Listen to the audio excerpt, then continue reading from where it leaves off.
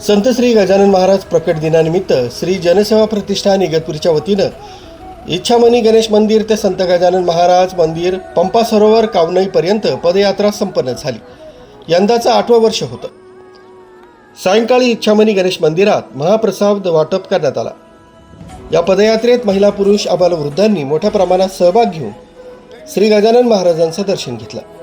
आयोजक किरण फलटणकर यांनी पदयात्रेचं नियोजन शिस्तबद्ध पद्धतीने केल्यानं त्यांचं भक्तांकडून आभार व्यक्त करण्यात आले.